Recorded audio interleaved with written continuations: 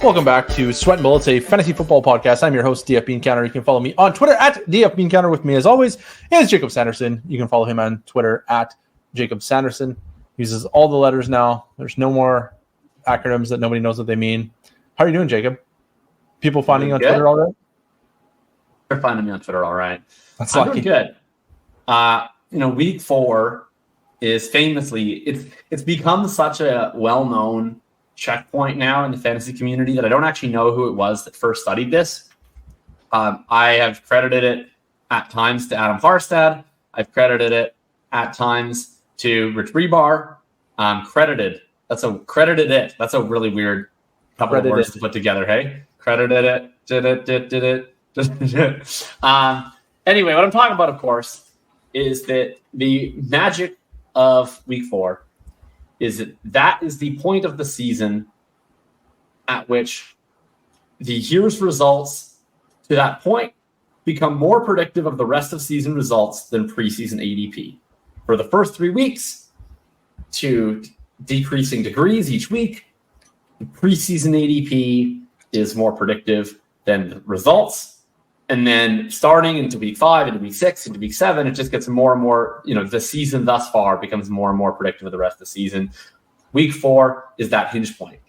Another interesting thing, this I can credit to Adam Harstad for sure, is that the most predictive actually of weeks 5 through 17 is neither week 1 through 4 results or preseason ADP, but the average of week 1 through 4 results and preseason ADP. So that's another nice little thing. Anyway, we're going to start off today. We're going to talk about, some big changes, some things that are kind of shaking up our preseason expectations. We're first going to talk about some of the veterans, and then we're going to talk about it from a rookie dynasty landscape. I know we talked about some of these vets last week, but I think we might have changed our mind on a couple, or we may have neglected to talk about a couple. So let's dive right in there. Here are some players that are currently top 12 at their position group that were certainly not expected to be that coming into the season. We're talking about Puka Nacua, Nico Collins, Adam Thielen, Devon Achane, which is a downgraded version of the name Devon Achane, Raheem Mostert, Kyron Williams, Zach Moss, Jordan Love, CJ Stroud. I know we're going to at least save the rookies for when we get to our next segment, but we were talking pre-show about Nico Collins, someone that you were not the biggest fan of just a week ago. The magic of the 4 weeks seems like it's gotten to you a little bit. It has gotten to me a little bit, and I'm not very happy about it. I don't really like being wrong. Feeling pretty wrong right now on Nico Collins. And not only am I feeling wrong, not only am I taking a heaping helping of L right now, I'm also flipping the script and saying I'm actually thinking about buying Nico Collins for the first time in the history of Nico Collins' life. I have been interested in Nico Collins. And it's funny, I was going through Fantasy Calc earlier. It was waiting for Jacob. I was just browsing through Fantasy Calc, looking at values, and I had him only on wide receivers. And I was like, I don't really feel like Nico's much of a buy. Like, I kind of feel like I want all these guys that are ahead of him. So maybe I'm just like taking the L, and we're sitting here thinking he's fine. If you got him, hold him. If not, then go away. Then I turn on the other positions. And when you turn on the other positions and you look at Nico Collins on the Fantasy Calc, it gets really interesting. There's a whole bunch of players that I do not understand why they are valued where they are. And I don't know, maybe it's like a wide receiver bias for myself. I'm not really sure. But I'm just going to read you a few of the players that I would like happily give away in exchange for Nico Collins. Start with Derrick Henry. And then I'd probably move Calvin Ridley, and I'd probably move Alvin Kamara. Christian Watson would be like pretty equal, I think. Isaiah Pacheco is like right beside him, and I'm furious about that. I'm more furious about that than Isaiah Pacheco is furious about stomping the ground. I'm more furious than he is at the ground. That's how furious. Wait. You don't want to say these things. That insinuates you watch him. I saw a highlight on Twitter. I couldn't block the person quick enough. Actually, you know what? Let's just sidebar for a second, because that was the greatest night in fantasy football Twitter history. I've never seen such incredible creativity out of the community as a whole. Like, sometimes we latch onto these like memes and then they're like very cringy and like not that funny. The Isaiah Pacheco run was hilarious. Like, everyone that I saw was so funny. So kudos to you, fantasy football community. You did a great job. Anyway, then we move on. We have like Geno Smith, Kyron Williams, David Montgomery, George Kittle, Ramondre Stevenson, Brian Robinson, Daniel Jones, like all these guys. I'm like, I'd rather have Nico than all of them. And the reason I think this is fake news. I think that you're just citing a bunch of names that you can't actually trade for Nico Collins. I don't think that's accurate. Maybe it is accurate. I'm not saying you're going into every league and making that trade in every league, but some leagues you'll be able to. I think that those leagues are probably leagues you're not in. Not like you, Drew. I mean, you listener. Like, I acknowledge that, like, somewhere out there, I would say I've gotten to the point now where I'm in like enough leagues that I don't know that I can necessarily speak for what's happening in the majority of like home leagues for people that have certainly never heard of me and certainly never heard of Drew. But I feel like I can speak pretty confidently on the market of league with people who are on Twitter, just based off of the sheer number of them that I'm in and the sheer number of like group chats with mouth-breathing dynasty feeds that I'm in. You're not getting Nico Collins for Isaiah Pacheco if you are in a league with people who have Twitter accounts. It's just not happening. And if that's the case, then I'm not buying Nico Collins. I'm merely buying at what you might be able to get Nico Collins. You might be able to get Nico Collins for Jaxon Smith and Jigba, because I've seen that 3 times in the last 3 days on Fantasy Cal. Yeah, I'm not doing that. Let's not get crazy. You might be able to get Nico Collins for T. Higgins, because that's something that we debated back and forth in the Discord. Yeah, I'm absolutely not doing that either. That's outrageous. You might be able to get Nico Collins for Drake London, because that was done in a league that I'm in. Okay, I'm also not doing that. Obviously, what you're trying to do here is rein me back so that I'm not taking a full L. I'm only taking a partial L. What I'm trying to do is I'm trying to give the perspective of the person on this podcast who actually plays Dynasty. So I think that's an important perspective, since I assume that the listener is playing Dynasty. I think that if you want Nico now, you probably have to pay up. I was frankly like very willing to just like give Nico away for most of the season. I have like a good chunk. Well, I had a good chunk of Nico. I've sold some.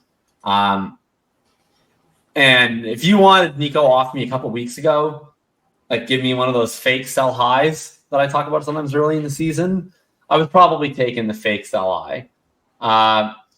If you want Nico off of me now, it's time to pay the piper for sure. But he is available. Like, we've seen now Adam Harstad, probably the greatest dynasty mind of our generation. He's already been cited, I think, 4 times in this here podcast. He released his dynasty wide receiver rankings for the first time in like 2 years. He posted them. And Nico Collins appears ahead of T. Higgins and appears ahead of Jaxon Smith and Jigba. So something to consider there. I think Matt Harmon come out with his profile today. It is glowing on Nico Collins. Top 5 graded PFF. He's young, projects well rest of the season. Football Guys has him projecting wide receiver 17 from here on out rest of the season. Young, gonna produce, right? That's the thing people always say to me. This is the Harstad-ism, right? Youth plus rest of season production equals value. That's it. All right, so let me explain why I'm like leaning into Nico Collins at this point. So prior to this week, we had you're leaning in now at 2 weeks ago's prices that haven't adjusted 2 weeks ago prices on the website. And here, let me find it. So the hesitation here for me is that one, I think Tank Dell's real good. So I think that's a bit problematic. Nico Collins is not playing all the snaps. That's another issue that I have, and I'm getting a little. I'm still a little snaps this week. Had the most snaps this week. Was it by a lot though? I feel like it was pretty darn close. One snap. I was gonna say I thought they were like all 53 or something. It's 55, 54, 52 off the top of the dome. So like, yeah, but none of them played all the snaps this week. Is I guess the bigger takeaway. Like no, because Mechie plays sometimes, and he used to typically take Nico off, and I think this week he was just kind of taking everybody off interchangeably. Yeah. So that's still a bit concerning for me. I'm like, if he's this good, he should probably be on the field all the time. But like, he's got a very attractive like physical profile. Like he's 6'4", 215. He's Whoa! Wow! Isn't it? A little horny? He's an attractive physical profile. Yeah. Oh, he's Carl Johansson. He's a very handsome man. Well built. But anyways, so what happened was his first game was like meh. It was average. It was fine. Like he had 80 yards and it was like a totally normal 80-yard game. And then his second game was like exceptional. He had like a 90.8 PFF grade. Then his third game was terrible. That's when Tank Dell like just took over. And I was like, we need Tank Dell. Let's go. Actually, I think I was in week 2. I might have been on Tank Dell like really in. But week 3, obviously, it continued. And then last week, he did special things, very special things. He had a 93.3 PFF grade. I know a lot of people are like the, what do you call it? The vocal minority is like, I'm pretty sure it's the vocal minority that's hitting us with like this anti-PFF grade thing. Because the PFF grades are very good, actually. Yes, they are. Like, I think people don't understand because there are oddball ones. Like you're going to see Darrell Henderson with like an 85 grade when all he ever put up was like 73 grades. Like there are weird things that happen like that. But for the most part, I think most of the people that play fantasy football are kind of like into it now. Well, and I think that people also like just don't understand that sometimes average players have great games, and that when PFF gives an average player a great grade in a single game, or when one player has an outlier graded season, that just is probably sometimes true. Like maybe sometimes it's not. Maybe sometimes they're grading someone too high. But like not every single player just plays at the same level every single game. And not every single game is like a new referendum on who that player is, where they have to be entirely re-understood. Sometimes players just have bad games and good games, and PFF is just recording what they're seeing at that moment in time. They're not like trying to be predictive. They're actually trying to just be descriptive. And then sometimes it's used in predictive ways, but that's not like, it's not like if they were creating a model where they were like trying to grade it, where they were just making predictive judgments on the players for the rest of their career, it would actually be useless because they wouldn't really be doing anything. They would just be saying like, well, Jamar Chase played bad today, but I think he's the best receiver in the league. 90. Right. Like we're using a descriptive metric in a predictive way, which is helpful, but sometimes people, I think, are like, PFF grades suck. They said this guy played well. It's like, he probably played well. Yeah. Yeah. He might play like shit. He might play well once. He might even do it twice. And that's where we're at with Nico Collins now. He's done it twice in 4 weeks with 90 grades, over 90 grades, 90.8 and 93.3. Yeah. And I'm sitting here thinking, knowing how PFF grades work, this is going to be a pretty strong grade, even if he really sucks the rest of the year. Not the rest of the year, till the trade deadline. Like that's kind of where I'm thinking about Nico Collins at this point. Right. From week 5, I guess we're in, till like week 12 or whenever your trade deadline is, 13. I don't know when most people's trade deadlines are. Right. Mine are always the last week of the season. So that's kind of where I'm thinking. And I'm like, man, in the next like 10 weeks or 9 weeks or 8 weeks or however many weeks we got, he's going to have to do really, really bad to not come out of this with like a really strong PFF grade. And then I'm going to be like, you know what? I can probably go to my league mates and they'll be aware more than likely, because I don't play in the casual leagues, unfortunately, that Nico Collins does have a very strong PFF grade. And they might be thinking, oh yeah, he's got a really good PFF grade. And then you factor in also that CJ Stroud looks to be incredible. And I'm thinking, I'm always preaching, let's chase the ceiling, let's chase the ceiling, let's chase the ceiling. He's not that expensive, so let's chase the ceiling. And I'm like, we could be talking about Nico Collins, a bona fide alpha, with CJ Stroud, a bona fide gunslinger in a high volume offense. And like, there's a lot of ceiling here. And I understand that the risk is not nothing, because this is a player that did nothing for 2 years. But also, like, you know, he had, what was that terrible quarterback's name the last couple of years? Well, yeah, Davis Mills. Yeah, Mills. So, like, can we really fault him for being terrible? Probably to some degree, but also, like, I think there's a bit of a narrative there that we could lean into. And so, yeah, anyway, I feel like if he smashes, then I want him on my team. And if he doesn't smash, then I feel like I can get out for basically what I would have to put in now, even if he's like mediocre rest of year. So, I think that is pretty convincing. At least depending on what you're giving up. I have him ranked, like, I struggle with the buy-sell stuff because I don't know what your league is. And so that's why I don't call players buys or sells. I just say what I think I value them at. And then if you can buy for less than that, great. And if you can sell for more than that, it's great. I have him ranked in my late first tier. Some of the players that are ranked around him, and I just did an update this week. I have him. Here's the other players at the top of the late first tier. Brock Purdy, James Cook, Jordan Addison, Calvin Ridley, Christian Watson, Quentin Johnston, Terry McLaurin, DJ Moore, Ramondre Stevenson, Deontay Johnson, George Pickens, Dalton Kincaid.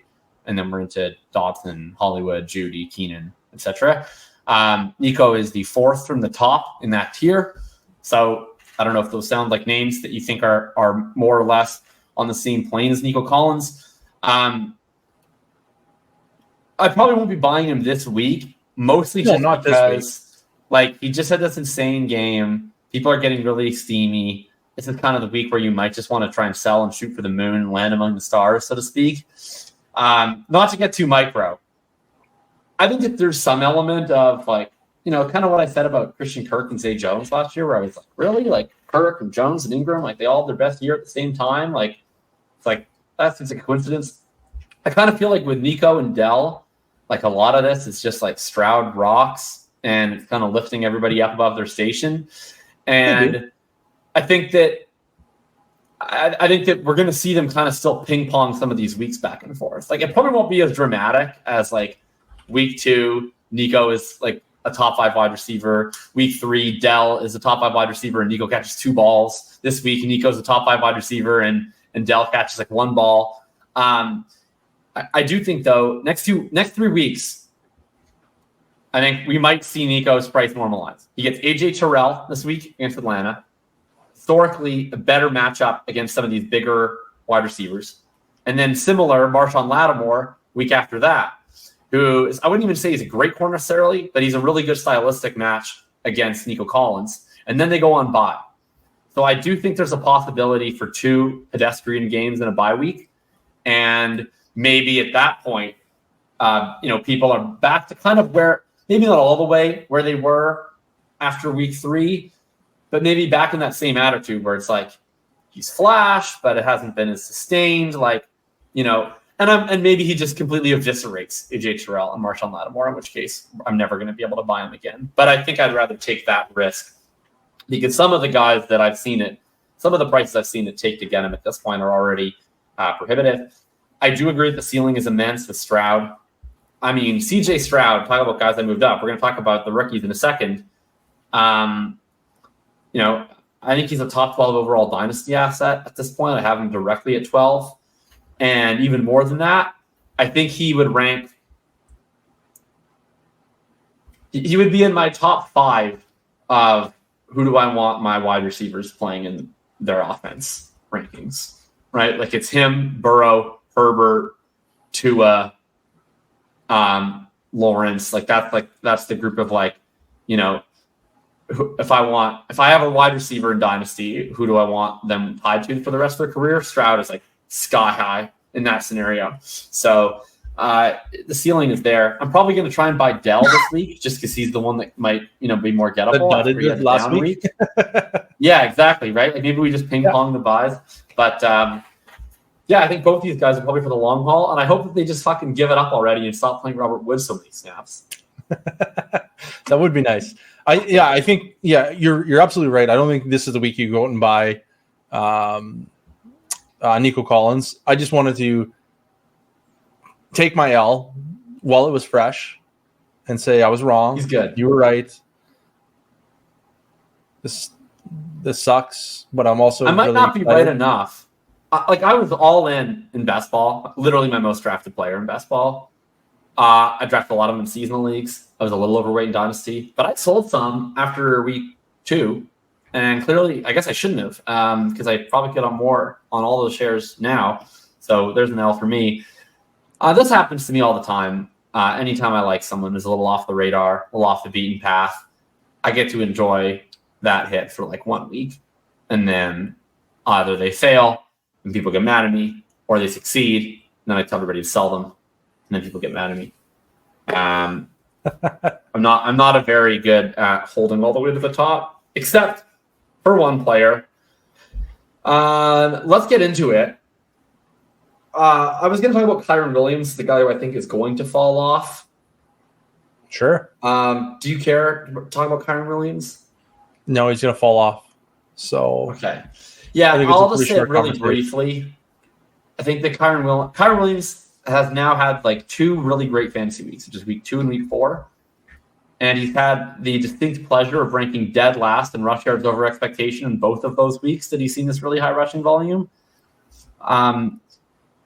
This is just the kind of thing that happens when you take a player with non-NFL quality athleticism and non-NFL quality size, and you foist Devin 25 carries on them. Like, it's going to be a disaster for real life, obviously not for fantasy. Like, if you give anyone 25 carries and 5 targets in a game, like over and over again, it will provide fantasy value. This is like one of the least tenable running back workhorses I can ever recall. I don't know. It honestly might last through the season. Like, that's totally possible. It's not like there's anyone else here obvious. Like, I still think Zach Evans is good, but the Rams obviously don't. They don't even want to make him active. So, like, if your counter to this is like, yeah, I get it, Kyron Williams sucks, but so does Ronnie Rivers and Evans or whatever. They trust him in pass pro. They don't care if he can run or they think he can run. Sure. I think that, look, if all you're getting offered is like 2nd-round picks, fuck it. Like, just enjoy the fun for as long as it lasts. And if it dies, it dies. If you can ever like combine him and not much else and get into 1st-round pick range, like of all of the Elijah Mitchells and Michael Carters and Tyler Algiers and Myles Gaskins and James Robinsons, this strikes me as like by a mile the least likely to have any legs into the following year.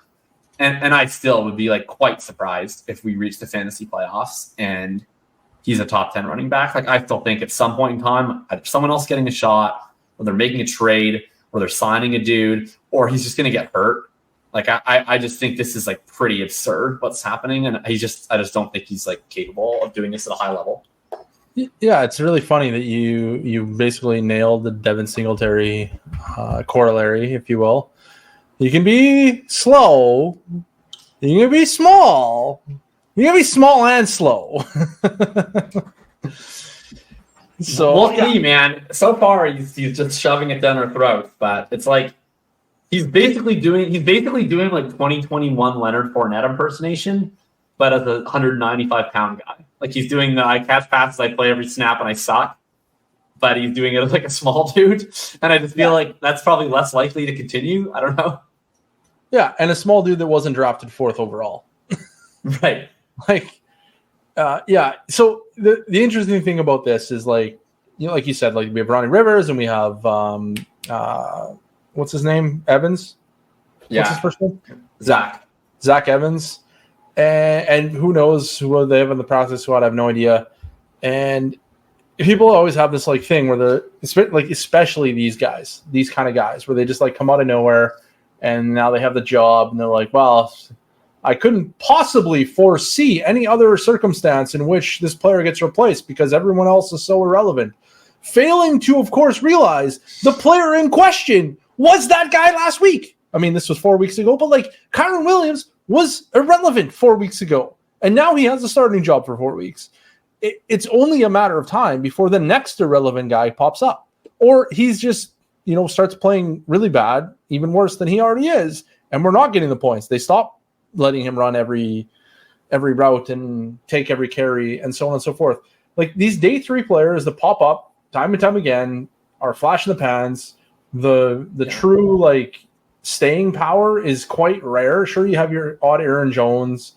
You got that. But Aaron Jones never was like struggling in efficiency.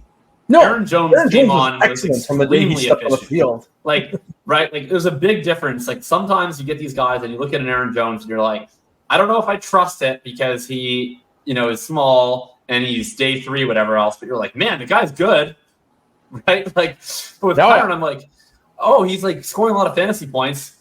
Oh, he still sucks though. It's different. Like, it's not like an Aaron Jones taking the world by fire.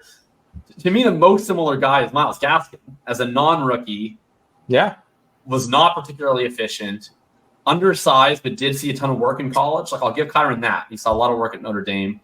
And obviously, Gaskin, it kind of worked for the whole year. He got hurt, did come back. He regained his role. And then the really crazy thing with Gaskin is then they didn't actually draft anyone to replace him the next year. So everybody's like, oh, we're going to get another year of this.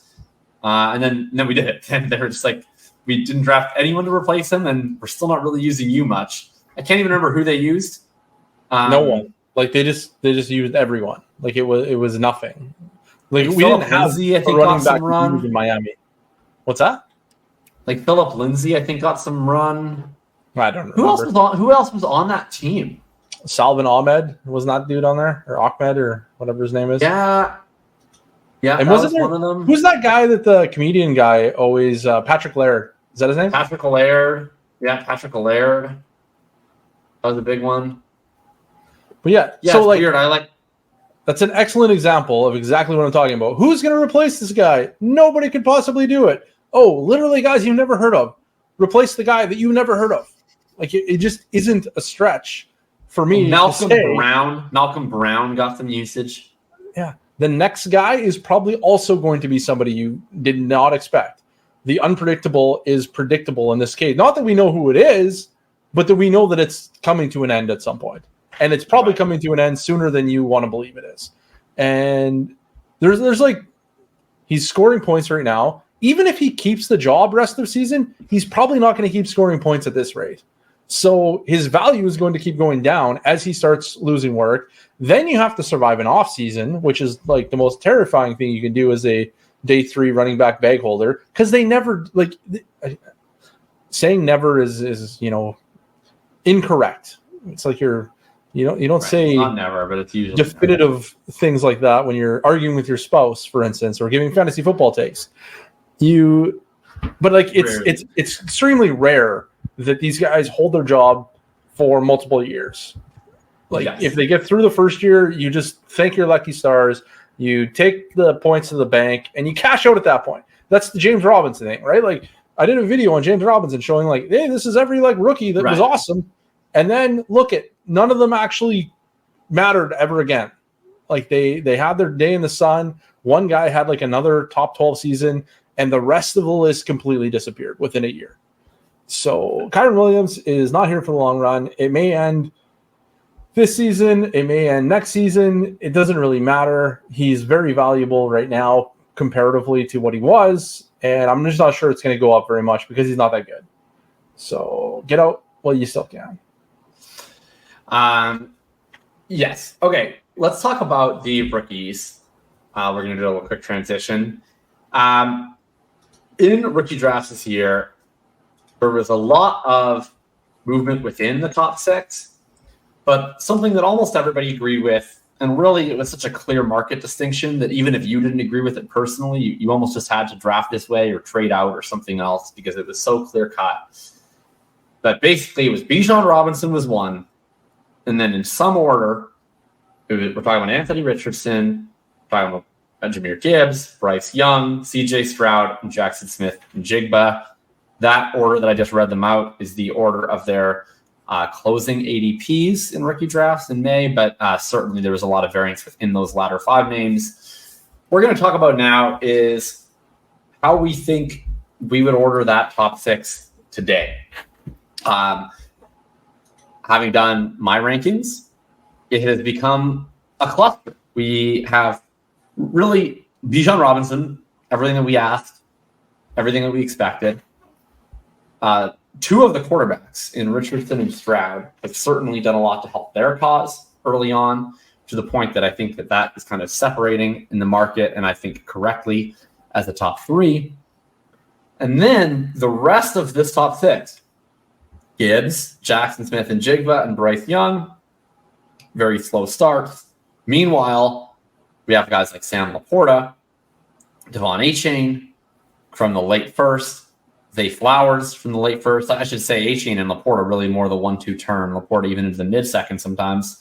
And then everyone's favorite 4th-round pick / 5th-round pick / UDFA, Puka Nacua. That's probably the 9 right now, or the 10 right now.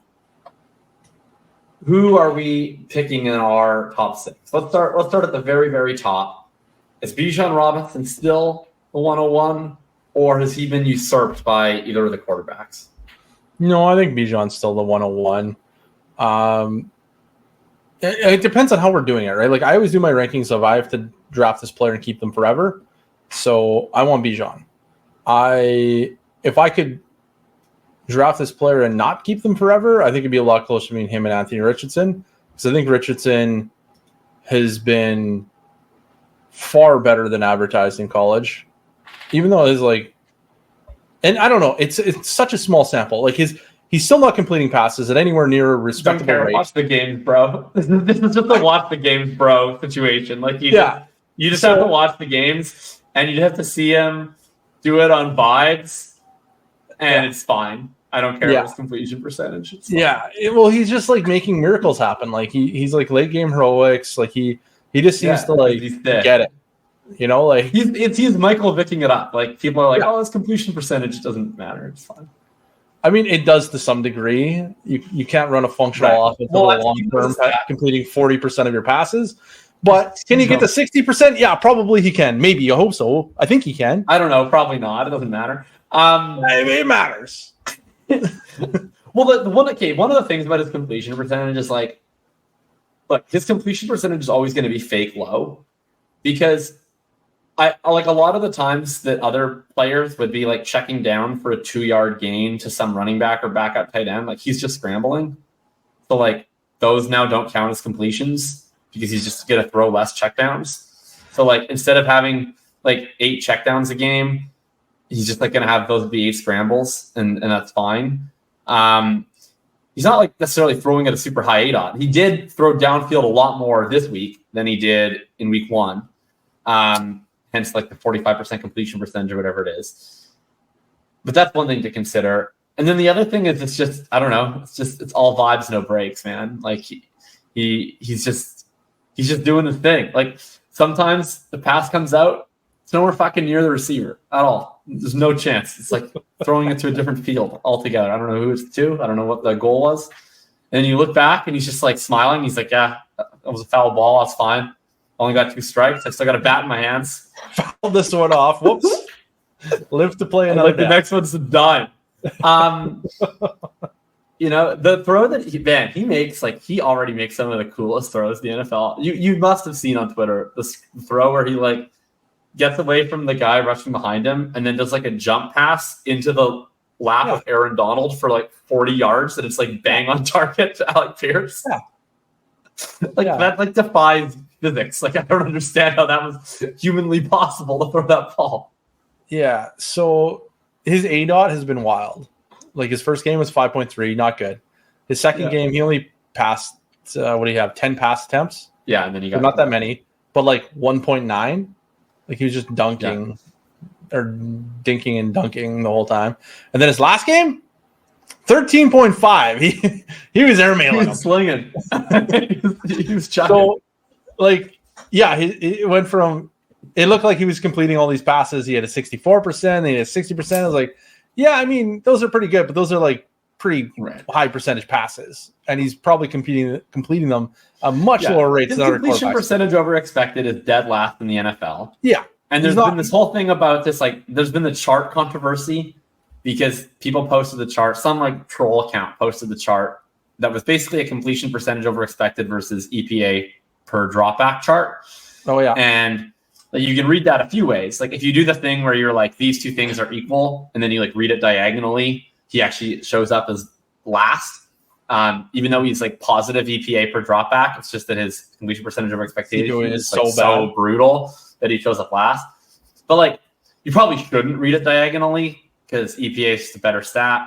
And also, like, there's something to be said for like the ability to still be a net positive on every dropback while not being able to complete a pass. It's like kind of cool. Just imagine if he could complete more passes. His EPA would be through the roof.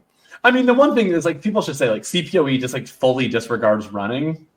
Yeah. Which like it's like a big if Anthony Richardson like didn't run, he would have been undrafted. So yeah.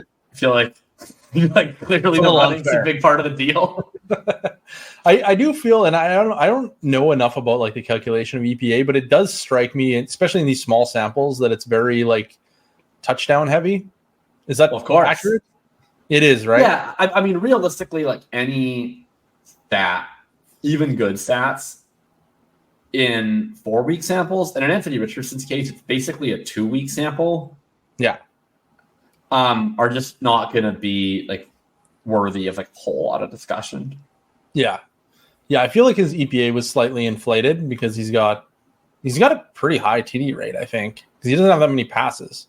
He's got 3 touchdowns. Right. Maybe I'm wrong. But, and then like his rushing, he ran for solid. 1 or 2. Yeah. He had a lot of rushing yards, I think like 50 or 60. Oh yeah. I mean, touchdowns each game, right? For 1 or 2 touchdowns. Yeah. Yeah. So anyway, like Anthony Richardson, yes, I'm very intrigued by Anthony Richardson. Always was, but I was always like, I want to see him on the football field in the NFL before I'm like, it's an acceptable risk to take. Now I'm like, if you got him, just hold him. Like, I don't think he's going to get replaced next week or anything. Like, they're going to give him some time. He's not getting replaced anytime soon.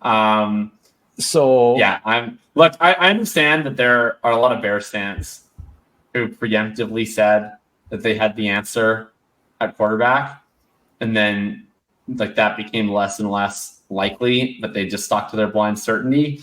And I just want everybody to know that as a Colts fan, I don't care what happens.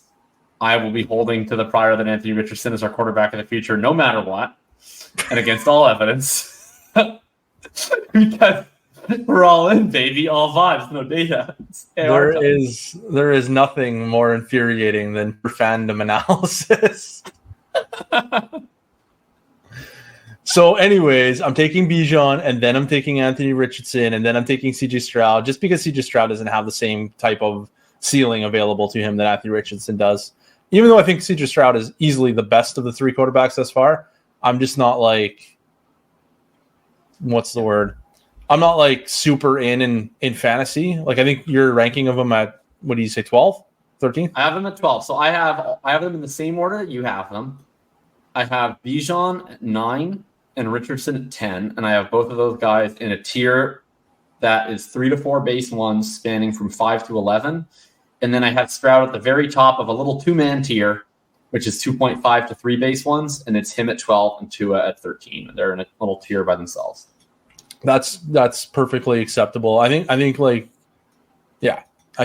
that's kind of where I would expect. Like, I think it was last week, maybe even, where we were like, "What's CJ Stroud going to be worth at this time next year, or like beginning of next season?" And we said he's going to be a 1-2 turn. And I think having him there is just getting there early, and it's fine. That's where he's going to be anyway. So if you want to buy now, I think he's still like 25 or something on Fantasy Calc. I don't know where he is at KT at Keep Trade Cut, but yeah, I think we're moving in that direction pretty rapidly. Like, he's doing things. I would actually be buying Stroud right now, if anything, because like he's just on. Sorry, of the 3, you mean? Well, probably. Like, I mean, I would buy Bijan because like I'm like always going to be buying Bijan. I'm not super sure if like we're ever getting a realistic chance to buy Anthony Richardson again. Okay, I guess here's the difference that I see between them. So like I like Richardson more than Stroud. I guess to be clear, if I could pay the same price for either, I would rather have Richardson. Yeah. I think that with Stroud, like the market might be a little bit slower to adjust in some places where you might actually be able to get him.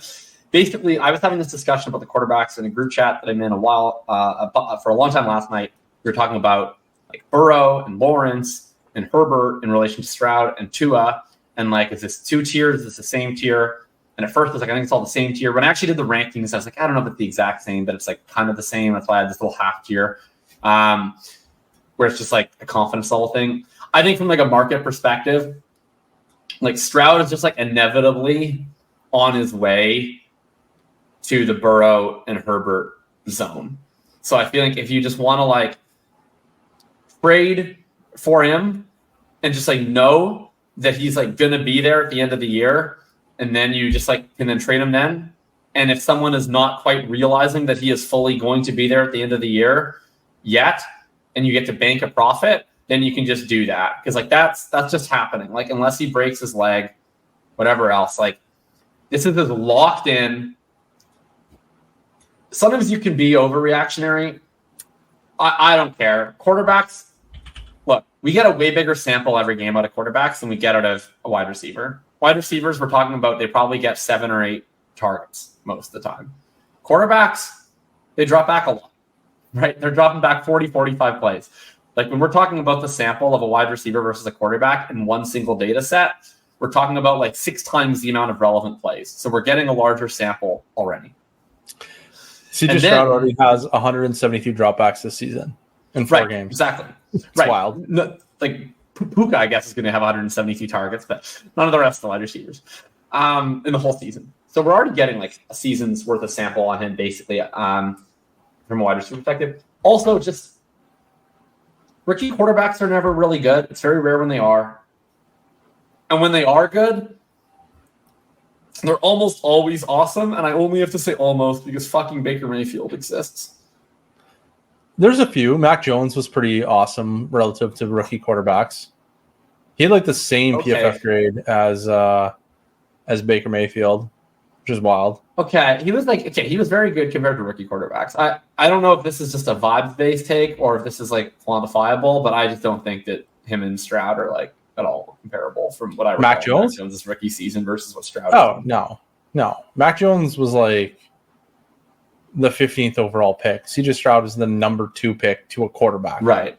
I like he looks already awesome. Like I don't even think that Stroud is like just like good for a rookie. Like I think he's actually just a good quarterback like, already. Well, his PFF grades, he went 55.6, 64, 80, 75. Like I'm not if you just like throw out the first game he's ever played in the NFL, he's like one of the best quarterbacks in football right now. Right. So I just think it's like honestly at this point, it would be like outright fucking shocking if this guy's not awesome. So I think that. Have you seen the tweets about like his first 4 games passing yardage? Yeah, it's like best ever, isn't it? Or close to it. It's hilarious. Like it's like Andrew Luck and I forget who else, but like a couple of good players and also him. And then number 1 on the list, of course, is Cam Newton, which is hilarious. But I don't know if you remember if you were playing fantasy football. He threw 400 yards his first 2 starts, I believe. First 2 games ever, he threw 400 yards for pop. And I was like, this is crazy. Like he was not supposed to be able to throw. He was supposed to be worse than Anthony Richardson. Right. No, he was maybe not worse. Yeah, basically that's where I would see with Stroud, right? And I think it's like a certainty. Like I think the ceiling is lower than Richardson because he doesn't run. But I'm like, this train is already in motion. And it's driven by it's on autopilot. Like it's just driving towards Herbert, and it's going to get there.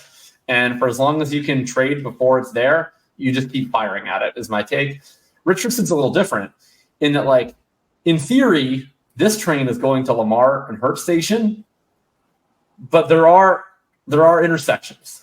Like there's Fields Way. there's like Lance Alley. I guess it's not Lance Alley because Lance didn't really got to start. But like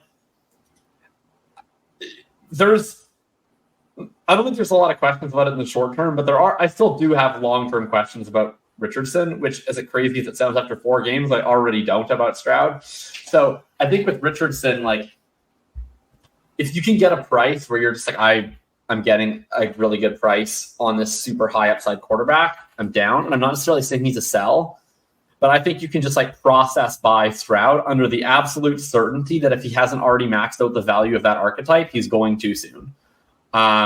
Whereas Richardson, I think, is a little bit more still like a risk reward bet.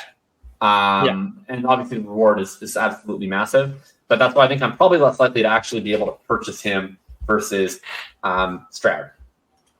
Yeah, I think the other thing that is somewhat surprising with CJ Stroud, and it's only been 4 games, so I think we need to like let it marinate for a while. But he's already averaging like 13 yards per game rushing, which I thought he'd be like at 0. So that's kind of exciting. Like there's a little tiny rushing floor there, which is neat. But it's only been 4 games, so I think we just need to like wait it out and see if that actually materializes. But that's like roughly what Justin Herbert rushes for. He rushes for 15 yards per game, so that's kind of fun. Yeah. I honestly thought he's gonna be like Mac Jones, where we have like 0, like literally 0. So I'm a goal line touchdown run that got called back to the hole this week. Yeah. So yeah. Anyways, CJ Stroud, love him.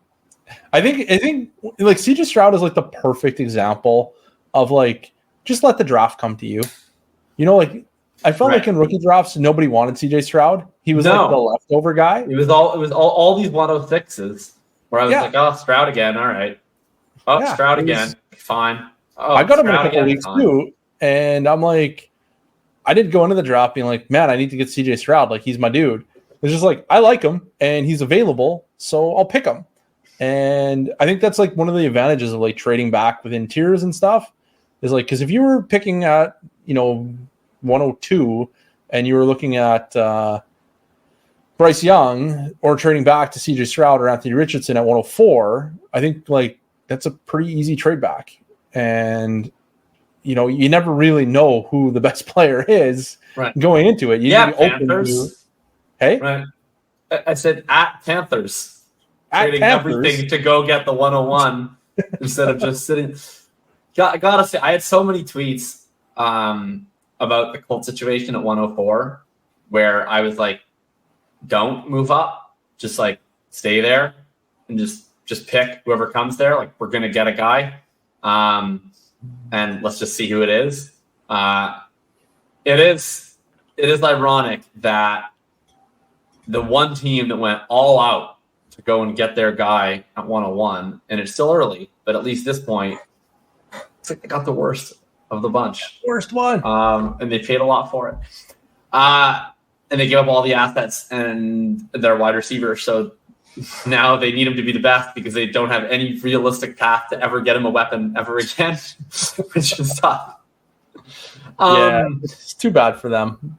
Speaking of him, let's get into this next group. So for perspective, I have Bijan, Richardson, and Stroud, like I said, 9, 10, and 12.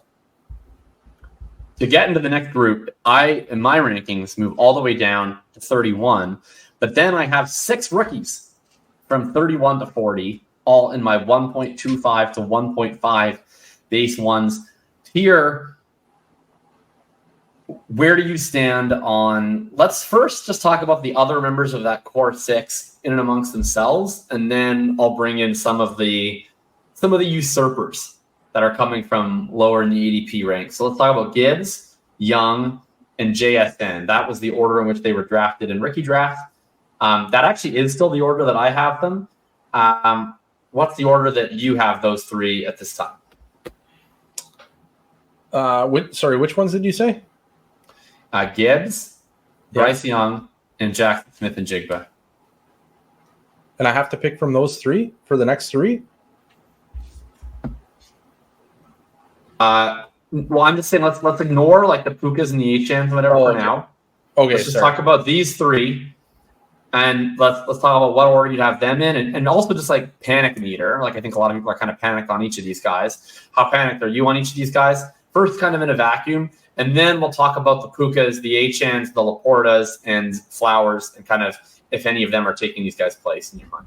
Yeah. So Bryce Young, I'm not like overly concerned about at this point. I think he's suffering a little bit of the Tua issue when that's Tua exactly who I comped him to last night is the Tua versus Herbert and Burrow. Yeah, like he's just playing with some really good quarterbacks in his class, and it's making him look really, really bad. I think we're 3 games into his career because he missed 1 game. I think he played injured to some degree last week. And he's got Adam Thielen. Like, that's his dude. Like, that's not best case scenario by any stretch. My understanding is their offensive line isn't that good. And I'm just, like, kind of giving him a bit of a pass. Also, what I found is that outside of, like, extremes, rookie production really doesn't matter all that much. It's more about the profile heading into year 2. So I'm probably just not going to panic on Bryce Young unless it's absolutely atrocious, like Jared Goff level bad. And if we get that, and like Jared Goff was basically the worst quarterback we've ever seen as a rookie, aside from like, what's that guy the Raiders took? Jamarcus? Yeah, Jamarcus. Aside from him, like Jared Goff is like the next worst rookie quarterback we've ever seen. And Jared Goff turned out completely fine. And the next guy is Matt Stafford, and he turned out completely fine as well. So at this point, I'm not panicking on Bryce Young. He's got a really strong rookie profile. He's playing a not great situation. I don't know that they'll be able to fix it. They're talking about trading for a bona fide wide receiver 1 as though those are easy to find. Like, what a bunch of idiots. Right. Because all you have to do is just say, like, looking for the second most important thing in professional football. And surely every team will line up. Like, I saw some people in the Twitter replies being like, Miami would probably make Waddle available. It's like, no, they wouldn't. Like, obviously, they're not going to make Waddle available. Like, why would they ever do that? Like, they can get a starting wide receiver. Like, I bet that Arizona would listen if they called about Hollywood Brown. I think that Denver would listen if they called about Cortland Sutton and Jerry Jeudy. I think maybe give it a few weeks, and the Bengals might listen on T. Higgins. I don't think that they would listen yet. But like T. Higgins or maybe Devontae Adams would be like the only 2 guys, and it's a stretch, but where you could like be like, this is an actual bona fide number 1 wide receiver that Carolina might be able to get. It probably cost them a ton. And I don't even think Adams is like worth doing for them, right? It's like all you're doing there is making your team better now, which they're going to suck anyways. So Higgins is the only one that might make sense. The price tag would probably be astronomical. I don't know what assets they have. They traded a bunch of picks to Chicago. So, like, I don't know, trade a second for Jerry Jeudy, totally possible. Certainly helps them. Like, it would be nice to have one bona fide, competent NFL wide receiver. Still not a bona fide number 1 receiver. I think, like, the guy I actually had in mind was Deontay Johnson. I feel like that's possible. Yeah. I feel like the Steelers might view him as expendable, and they don't really like paying wide receivers. Like they have a lot of wide receivers that have left over the years that they did not re-sign that were like pretty good. Like dating back to like, was it Mike Wallace? Was that like one of their good ones? Wallace, like Emmanuel Sanders, Chase Claypool. They traded away for the first round pick. So like, I feel like they're ready to wheel and deal. And I think, if I can recall correctly, Deontay's up for a new contract. Is that right? I don't really follow contracts. He got extended last year, but it wasn't like a long extension. So let me just take a look at it. Anyway, it doesn't really matter. The point is more so that Bryce Young... he is under contract for this year and next year, but it was only a 2-year extension. So it's not... so only one additional year after this. Yeah, so like... Someone like him would make sense where they're looking for like an actual wide receiver 1 that isn't like a real wide receiver 1, if that makes sense. Like looking at Deontay Johnson as a superstar. Like a bad wide receiver 1. Yeah. It's a little different than a bona fide one, but still. So anyway, I'm not really panicking on Bryce Young. I'm a little sad that he's not doing as well as his buddies are, but that's life. I feel bad for him. And I'm really happy that he's not doing as well as his buddies are, because I think that Bryce Young is good because he had an exemplary prospect profile, and because rookies starting bad for a month usually doesn't really matter that much. And the fun time to buy Bryce Young is if people think he's not good, because if people think he is good, then I'm probably going to want to sell him because he doesn't really run. So this is great for me. I didn't really draft any Bryce Young. And I would like to go ahead and start buying some Bryce Young. I think, like, especially if you're not trying to win games this year, that's like one of the best players you can trade for right now, I think. That's a great idea on a rebuild, like where you are actively trying to lose. Bryce Young's your dude. It's a great idea. So Bryce Young, yeah, I'm not panicking. You're not panicking, obviously, too. Then I'm not at all panicking on Bryce Young. On the lack of panic. No. And then JSN, I am not panicking on, like necessarily panic. I'm not panicking as much as the masses are panicking. Just a little bit. I got like a slight tinge of panic, but it's not like I don't think that my panic on Jaxon Smith-Njigba is that he's bad. I think it's that are we actually going to get fantasy points out of Jaxon Smith-Njigba at any point in the next several years? That's where I'm kind of like hesitating. I'm like, DK Metcalf isn't doing that good. Tyler Lockett isn't doing that good. Geno Smith isn't doing that good. JSN's doing terrible. Ken Walker's doing good. Ken Walker's doing great. Kenny Bullets is lighting it up out there. So I'm just like kind of like I'm not like I'm not doing good. I'm not panicking per se on JSN. I am concerned about are we ever going to get anything remotely meaningful from JSN in like a reasonable time frame. Sure, in 5 years, maybe they rebuild everything and get a real quarterback or a better system. Pete Carroll retires and we have a brand new flashy high flying offense. Maybe, I don't know. Anything is possible. But in the immediate future, like this year, I would say you're not getting anything from JSN. Next year, I'm like, maybe we get a wide receiver. Lockett's getting up there. I think Lockett is like, Lockett's old. He's 31. He's either going to be bad or gone in short order. I think JSN moves into the number 2 or number 1 A-B role with DK next year. I'm just not certain that's ever going to be something I'm real excited about. It's fine if you're drafting Tyler Lockett at like wide receiver 40 every year to get a wide receiver 15 season, but JSN's not valued at wide receiver 40. That's where my I guess panic comes in. Is just because the price tag is so high or was so high. It's come down quite a bit. That's kind of my fear. I'm like still in on him as a good football player. It's just, the price tag basically kind of necessitated him being transcendent, just based on it for sure not drafted into a good situation. So to justify that, you kind of needed to be transcendent, and I definitely buy that he could still be really good. It's only been 4 weeks.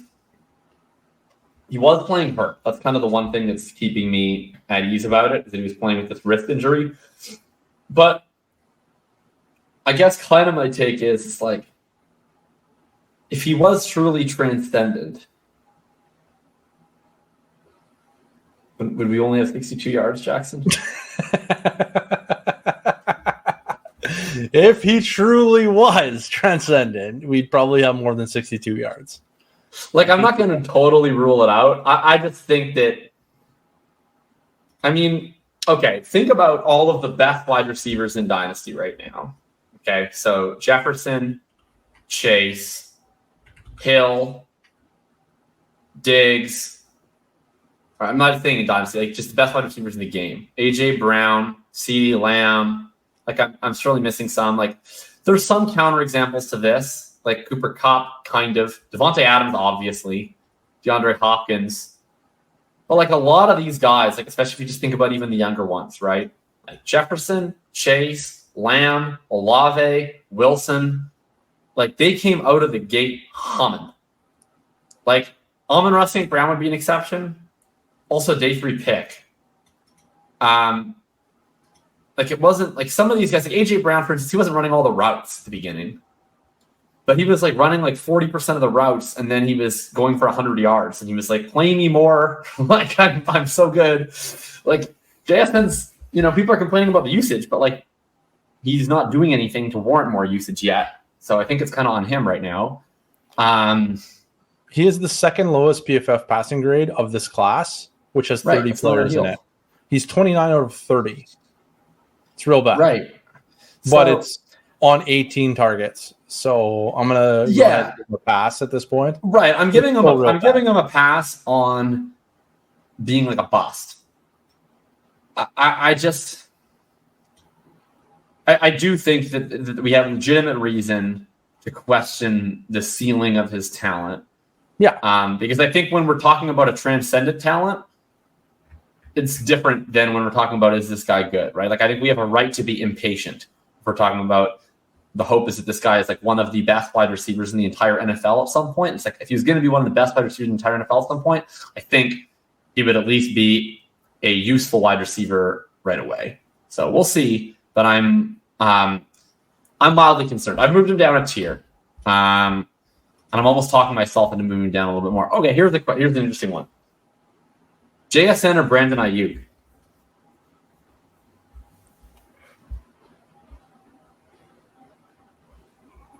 Why do you got to ask all the hard questions, man? JSN or Brandon Ayuk? I think it really, like, to use like the cop, like, it probably just depends on the team, right? If I don't need any points, then I'll just take JSN, and if I need points, then I'll take Brandon Ayuk. And if I have a team where I'm like, I don't know, let's say I only play in one league, for instance, playing one league now, which is like how many I actually play in. I'm kidding, I don't. But Actually, I don't play in any. 0. Yeah, even the joke is that I don't watch the game. I don't even play fantasy football. What are you guys talking about? I'm kidding. I play in like 15 leagues, but whatever. JSN is, yeah, I don't know. I feel like I might take Brandon Ayuk at this point because ever since his rookie season, we've been in on Brandon Ayuk, the talent. Never bought into the situation necessarily. It was always like, this is like a guy who's going to be good at some point. He's always good, but he's going to like really be good at some point when he gets unleashed, which could be happening next year, by the way. I'm kind of excited to see what happens if they are able to. I think it's happening now. I think he said, fuck this situation. It's my situation. Everybody get in line. You think George, so? I think you just Kittle's done nothing. I think he went up to George Kittle and he said, George, you've had a nice career. Your name is now Tyler Higbee. Go over there. Like, Debo has still had games. I mean, because Ayuk and Debo's still now like a 28% target share or something. Yeah, because Ayuk and Debo have now each had the game, which is like very classic 49ers, which is like Kyle Shanahan is pre-scheming everything. And so when one of them comes in Q-tagged, you just know that they're not going to get any targets because he's like, we don't actually need you. You're just going to be a decoy to draw coverage. We're never throwing you the ball. Stand over there, and we're going to use the other guys. So, like, we got the Ayuk version of that in the Rams game where he was like playing through an injury, and they were like, just like keep playing. Don't worry, we're not going to throw to you. And then we got it with Debo this week where he came in questionable, and they were like, you're not actually part of the team though. But other than that, like when Debo and Ayuk have been playing and they're not on the injury report, they've both been awesome, and Kittle's not part of the 49ers. Yeah, it's kind of wild that he just got punted like that. I mean, I guess I'm not like ready to be like Kittle's toast yet. Maybe I should be, but he's certainly not what he was. Like, I remember 2 years ago being like, it's probably George Kittle and then the other guys. And I was certainly not that to move anymore. Off of that. I was, I think, faster to move off of that. I'll give myself some credit. Like, I remember having fights in the Discord. People were like, Kittle's still the alpha regardless. And I was like, no, he's not. He's not. I think Kittle is, at this point, he's a spike week tight end. Like, I still believe that his ceiling is still higher week to week than everyone outside of the actual elite tight ends. But he's no longer in the elite tight ends. He's he's still, you still would definitely rather have him than like your Tyler Higbees and Evan Ingrams and stuff, because like I think on any given Sunday he can go for 35, like we saw that last year. But I still think that given Sunday still probably at this point kind of requires one of Ayuk or Debo to be out. Because the only game that he's had this week or this year is the game when Ayuk was out, and then he had 7 for 90. But it requires the right matchup. It requires somebody out. Like when they're operating at full capacity, he's a second thought at this point. That was kind of where I was going with it, is that I feel like he is like the contingent upside play in the offense now, whereas I feel like it used to be the reverse. But now I'm like, if one of the other guys gets hurt, George Kittle could be really good again. Yeah, he's now Dallas Goedert. Yeah, Dallas and Goedert. Debo and Ayuk are AJ Brown and Devonta Smith, kind of. And Christian McCaffrey's DeAndre Swift. There you go. Makes perfect sense. It's just that McCaffrey gets like double the passing work of Swift, and then that work is like reallocated from Smith and Brown, which make Ayuk and Debo like honestly Ayuk and Smith are probably like pretty much the same. It's just like Debo is like a slightly sadder version of AJ Brown, and then everything and Christian McCaffrey is a souped up version of DeAndre Swift, and then there's no Jalen Hurts rushes on top of everything, and then that's the offense. Speaking of DeAndre Swift, should we move into the next guy? Yeah. The new DeAndre Swift. Meet the old Swift, same as the new Swift. Meet the new Swift, same as the old Swift. Jahmyr Gibbs. I can't wait for like another 3 years until Jahmyr Gibbs ends up on the Eagles and gets fully unlocked. It's gonna be awesome. So our panic meter is not existent on JSN or on Bryce. It's like a little bit on JSN. We're like tinged on JSN. And it's more from like the ceiling perspective, like you were saying. I totally agree. Yeah. What's the thought on Jahmyr Gibbs? He's still the guy I have to rank the highest of the three. I don't have a high panic meter on Jahmyr Gibbs, mostly because I felt like of the three, this was the most. Well, maybe Bryce was the most expected, just in the sense that he's a rookie quarterback playing with a bunch of scrubs. But this would be the next most expected, which is like, yeah, I mean, they have David Montgomery on the team. I feel like this is kind of what they were going to do early in the year. I thought we'd see more targets, but like, I see some people like, can't believe David Montgomery's getting all the red zone work. It's like, why can't you believe that? Like, you should have. Seems pretty believable. I get being annoyed about it. I don't think I was annoyed when Zeke got all the red zone work last year, but I wasn't like, what? Zeke's getting the red zone work? Like, I knew it happened. I still didn't like it. What a shock. I think I'm like not really panicking on Jahmyr Gibbs either. I guess I'm just not really a panic on rookies in the first 4 weeks guy. Is maybe what it comes down to. It's true. Because I'm really quite unfazed by Jahmyr Gibbs. I'm like, he had like a 9-target game, like his second game. That's awesome. Like, that's great. I'm more shocked by that than the fact that he isn't taking David Montgomery off the field in short yardage situations. Like, he's not going to take David Montgomery off the field in short yardage situations. I don't feel like I ever thought that was the case with Jahmyr Gibbs. I felt like we were looking at a player who was going to probably be a high target player. He's going to be like Austin Eckler, which is great. Like, that's awesome. I felt like we were going to get 150. Like we were talking the other day about who are we talking about when we were going to get 150 targets or 150 carries and 60 to 100 targets? I think it was Achan, who we'll talk about next. But I mean, I was a little bit differently about him. Yeah, that's kind of like the expectation with Jahmyr Gibbs. Maybe a little bit higher ceiling on the passing side of it, and like I feel like that's still well within play, and I feel like that's still well worth the price of admission, and I'm not panicking. Yeah, I'm fine with Gibbs. I mean, all the comps I had to him in the offseason were like his closest comps for me were McCaffrey, Bush, and Spiller.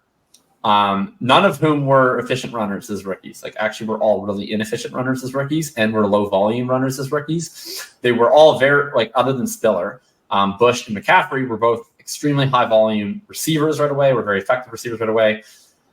It's tough that it's only been that one game. Obviously, I'd like to see more. Really just more efficiency from Gibbs in the receiving game. Like, his target share on the year, I believe, is 18%. That's like quite good. That's excellent, by the way. That's excellent. That's not quite good. That's freaking awesome. Right. I think it's like I think that the passing game usage has actually been good. He hasn't been super efficient in it, but I can say, like, watching him, he looks like plenty dynamic. Like, I think he's as advertised. I think that the explosives are going to come with him in the passing game. It's just that he hasn't been quite as efficient, and they just haven't thrown very much. So the raw receiving outputs are not really that impressive. He still had like a kind of semi-reasonable floor. Like, he's still been the one game he was up at 15. All the other games he's been like 9 to 12, and he hasn't scored a touchdown, which is like, I mean, obviously it's not good, but it's not like horrendous. Like, it's not like he's in your lineup scoring 2 or anything like that. He has a role in the offense. Here's something that's kind of wild. Like, he's never going to escape this DeAndre Swift like parallel where everyone's going to compare him to DeAndre Swift for the rest of his career, or at least until he leaves Detroit, and then he'll break out with the Eagles and like smash on the ground. It's gonna be awesome. But DeAndre Swift has as a rookie, has like lower target share, a little bit higher opportunity share, but like that's over the course of the season, right? Like it didn't start like that. DeAndre Swift did almost nothing early in the season. He dropped a pass for a touchdown in week 1, and then he kind of just got like nuked after that till about mid-season. Yeah, he had one big game against Jacksonville, hit a couple of big runs, and then he started to get worked in a little bit. Yeah, so it's just like, and DeAndre Swift finished his rookie season with 14.6 fantasy points per game for running back 15. Exactly. So like, it's probably where Gibbs is going to end up. I think which is perfectly where Gibbs is going to end up. We're going to be going into his season 2. And he's going to be like the RB3 overall. Yeah. With Christian McCaffrey. I remember distinctly because I drafted him in Scott Fish Bowl that year, and I had to defend it to the masses when I posted my team. They're like, Christian McCaffrey, the 1-2 turn. I was like, yeah, he finishes like running back 12 with like no rushing attempts. Like, we're looking at a player who's probably going to be a top 12 running back, even if he doesn't get a rushing attempt. So that's Jahmyr Gibbs. Like, maybe he will never get a lot of rushing attempts. Probably, I would bet, not a lot of rushing attempts. But could he get 150, 200? Maybe we get to 220. And if we get that, and we get some touchdown luck, we're talking about the running back 1 overall in fantasy football. So yeah, let's just be fine. Agreed on all fronts. I think people sometimes forget who it is they drafted. Like the thing with Gibbs was always like he has a really great receiving profile. Everybody gives, rookie running backs the benefit of the doubt. They usually come on slow. They usually rev up over the course of the season. Like, to me, it's all kind of just playing out according to the plan. I think it's just kind of tilting because Monty's had some touchdowns in primetime Island games, and I think that makes people upset. But I think overall it is going mostly according to plan. I would like to see, I don't think that they're using them wrong in the sense that they should just be giving Gibbs some of these inside between the tackles carries. I don't think that they should be doing that. I don't think he's shown anything that would suggest he's particularly good at that. I think they could tailor their running game a little bit more to being one that features Jahmyr Gibbs. Like, you see what Buffalo is doing right now with James Cook, or what Miami is doing right now with Achane, and they're kind of building. People do with DeAndre Swift. Well, what they do is they have the best offensive line that I've ever seen. Yeah, they should try that. That's a great strategy. Really works well for DeAndre Swift. What they do is they just have these 8-foot wide holes, and then people just run through it. That's great. Man, it looks fun to be an Eagles running back. Anyway, I do think they could do a better job of building in more looks, but I don't know. I think part of it's just going to be game plan specific. They played Green Bay on Thursday. Green Bay historically has always been horrible against the run, especially in between the tackles. And the pros playing from ahead the whole game. And so they looked at this, they're like, we're playing from ahead against a team that does not stop the run well. All we need to do is just keep bouncing the 225-pound guy between the tackles and run the clock out. That was the rational way to play that game when Jordan Love spotted them 20 points in the first quarter. I think that in future weeks, that's not going to be the case. They're going to have weeks where it's, a matchup that is tougher inside, but they might have linebackers you can take advantage of, or they're going to play from behind, etc. So anyway, that's take on Gibbs. Where do you rank these three? I'm Gibbs, then Young, then JSN. Where would you be? I could be talking to Young than Gibbs, but I think I'm very clearly JSN last of the three right now. Yeah, I think you're going to do another cop-out. I think it depends if you're playing for year 1 or year 2 value, pardon me. If you're just looking for year 2 value or year 1 value gains so that you can get out next year, I think Bryce Young's probably the play, because I think there's probably going to be some changes to the supporting cast in Carolina, an easy year 2 narrative, and we're going to see Bryce Young pop up in value.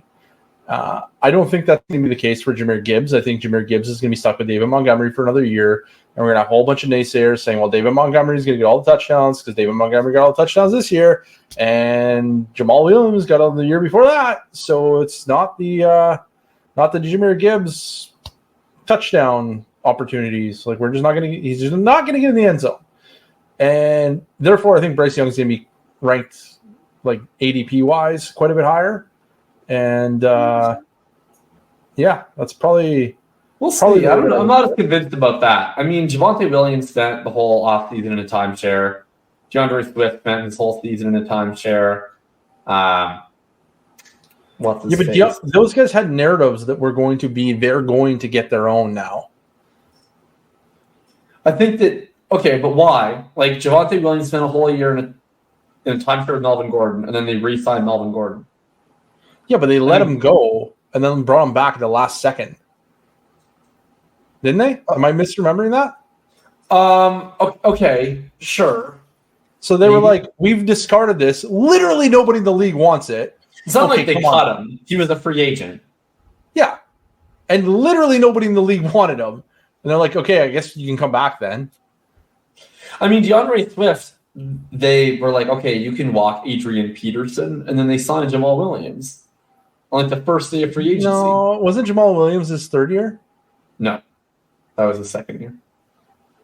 It was just the third year that Jamal Williams was useful.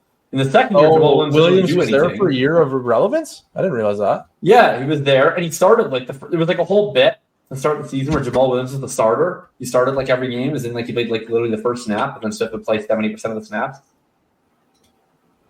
I'm so confused. I thought that DeAndre Swift was like home free in his second year. He was home free because Jamal Williams didn't play very much. And then the second year, they were like, no, we didn't like that Swift workhorse thing. Williams, you're playing more. Huh. Well, I mean, people, in fairness, people kind of were freaked out on Swift. Like there were, like especially late in the off season, people were freaked out a little bit more on him just because he like sustained an injury of some sort. People worried about Jamal Williams, but he still went up in value. I don't know. I still think that narratives just exist for these guys. Like I think a lot of times just they'll get into the off season. There's going to be quotes about how they're going to use Jahmyr Gibbs more on the ground, and people are going to be excited. I'll be excited. People are going to love it. I'll love it. I'll be excited. I'll love it. Won't we all? I guess I'm the same as you. I'm like flip-flopping between the two. I don't really care which one. I want one of them. I want both of them. Okay. And then after that is JSN. Like he's not in that conversation for me. Okay. I think I am in agreement there. Let's talk about the newcomers to the top 6 conversation. Easiest one to talk about because we just talked about Gibbs.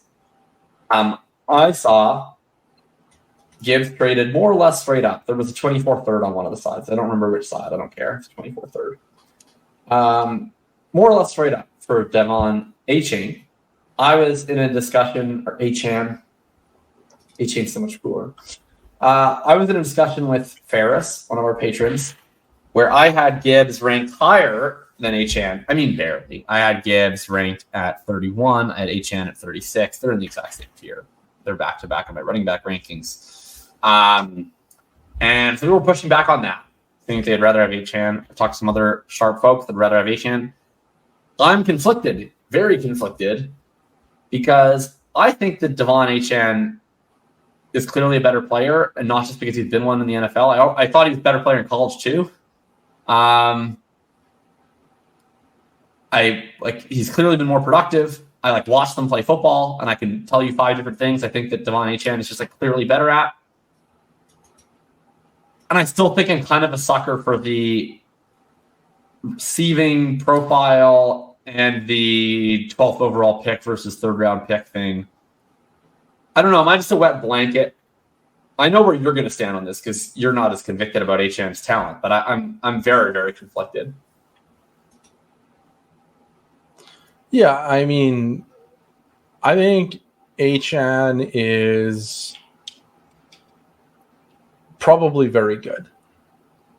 Would you say that the player who is league best ROIOE, league best in missed tackles forced, and league best in PFF rush grade in their first 2 starts is good? It's probably good. Probably. I don't think we can make any definitive declarations here tonight. 4 weeks into his rookie season that he's the best running back in football, but it's possible.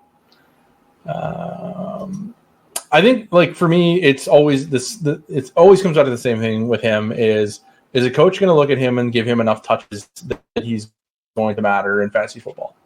And I think he's with the one coach where I would be like, this might be it. This might be the guy who will do it. Well, Jimbo Fisher did. Jimbo Fisher what? Oh, like in college, you mean? Yeah. You're cutting out. I'm not sure if that's on me or you, but no matter. Yeah, I'm just not sure. It must be me because now I'm cutting out. Anyways, I'm just not sure if it's ever going to really happen. And I understand that we do have some instances where a player will have a good career. Hey? He's averaging over 30 points per game in his 2 real games. I think it's kind of well. Did you see my tweet at you when you were posting that he's only like your running back 7 or something like that in Dynasty? Yeah, he was my running back 7. Like I just see your tweet, but feel free to enlighten us. I don't really remember what I said. Something like, "Why are you so low on Devin Achan? He's averaging like 30 points per game," and I forget what else. But yeah, basically teasing you for being low. Yeah, and I'm just I don't know. You start doing the running back rankings like that, and looked on Fantasy Calc to see like what the order is, and I'm like, I mean, how do you have some of these other guys ahead of them? It's pretty hard to argue with it. And then right, because a lot of these old guys, just like, is the difference making season happening now? Because I'm looking at like Josh Jacobs, and he's like kind of plodding around, and I'm like, I still would like rather have him than Achan rest of the season. Like I've seen some takes that are ranking Achan top 5 rest of the season. I'm not really there. I'd rather have him there. But I'm like, is he gonna like win my league? I'm like, I don't think so. I even look at Pollard. He doesn't, and I'm like, I don't know if he's gonna actually like. Still looks like his role's really good. He's kind of underperforming a little bit. Is he gonna win my league? I mean, I look at Eckler and Barkley. They're kind of dealing with an injury right now. Like I'm looking at a lot of these elite veterans that I fully expect will outscore Achan rest of the season. But like, are they gonna win my league this season?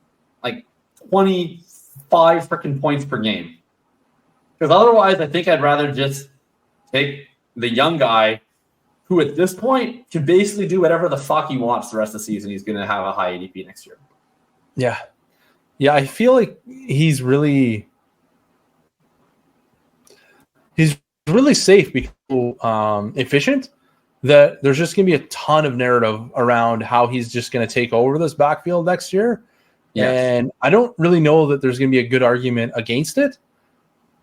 Right, because Miami's not like, they don't invest in running backs. Like no, they never have been there. It was like they rolled with like Gaskin, then they rolled with like Gaskin again, kind of Malcolm Brown, kind of Salman Ahmed, and they rolled with like all they do is they bring in like these absolute bargain basement vets, and then they draft guys in like the 7th round, and they take UDFAs. Like taking Achan in the 3rd round was by an absolute mile, like the largest running back investment that they've made. Maybe Chase Edmonds, I guess, for like basically 1 year, $6 million. Like it's very much like mid-tier free agents, the odd mid-round pick, and then mostly like vet mins and like last round picks. So, and it's not just in Miami. Like Kyle Shanahan's done it throughout his career as well. They're just like bargain basement guys, or like Trey Sermon is probably like the highest drafted guy that he's had in quite some time. Exactly. I mean, they paid up for Christian McCaffrey eventually, but I feel like that was like a cherry on top.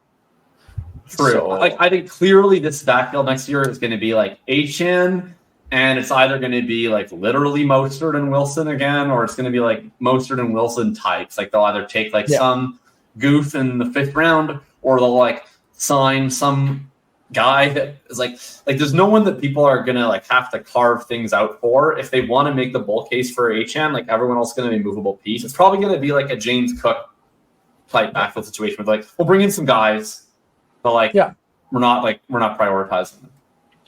Yeah, and I think like comparatively, Achan would be a lot more attractive than Cook was coming into the season.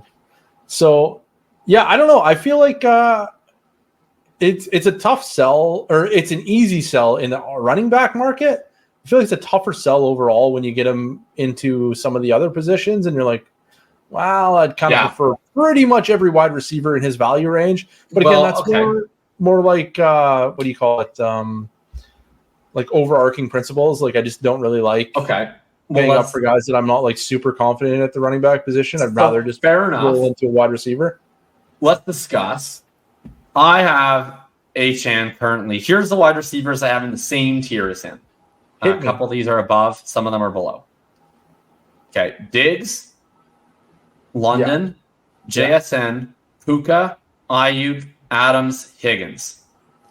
I think I'm taking every wide receiver you just listed over him. Okay. I think that's reasonable. But I think that's totally reasonable. I do. Who are you taking? Right, you said you have them in the middle of those guys. Who do you have above them, and who do you have below them? Okay, I only have Diggs above them. Oh, really? That's kind of that's pretty aggressive. Like, you're not taking Puka Nacua? I thought we just talked about this, and you were taking Puka. Yeah, I was at the time.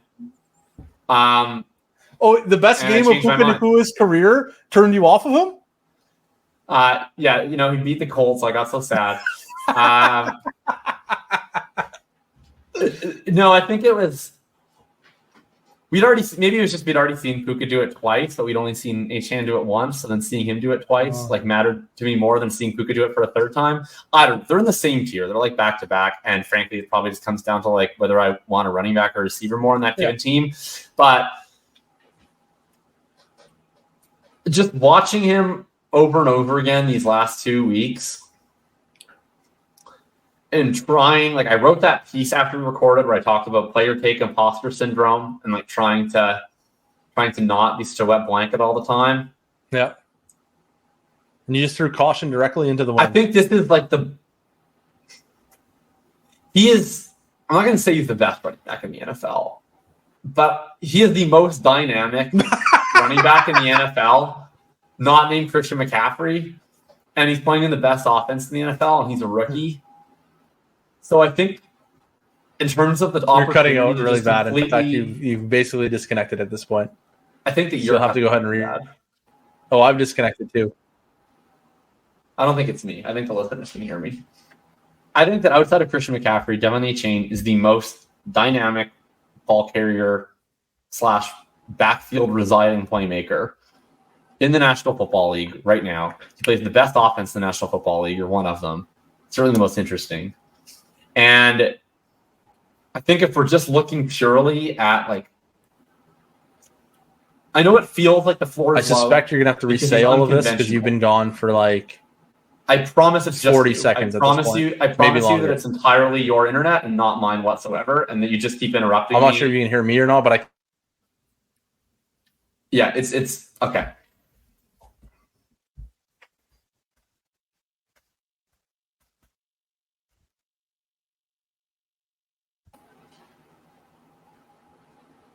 Okay, can you just cut out and rejoin? Yeah, you want me to leave? I'm quite sure that I'm having no problems. I'm quite sure this is just you. Okay. Oh, should I? You seem like you're doing better now. Wait, I think you're doing better now. Yeah, I feel like I'm doing fine. I don't see you fuzzy anymore. Yeah, no, I see me now. You were gone for a long while. I think that was you. Well, I mean, on my screen, you were gone. Right, I know. You were blacked out and gone. I was still here, and you were absent. Well, my internet's also still working, so I don't really know. Oh, well, I don't know who it was because I was still here the whole time, and you were gone. That's awkward. But, one of us was gone. Anyway, I put that 126. We have technical issues. I think we're fine now. Okay. 1 sec. Okay. I'm going to re-say some of that. And then hopefully you should probably start with the point where you said he's the best running back in the world right now. That's a good place to start. I'm not going to say that he is the most. I'm going to try it again. I'm not going to say that he's the best running back in the world right now. I will say that outside of Christian McCaffrey, he is the most dynamic player to reside in a backfield. Called backfield home. He plays in the most dynamic offense.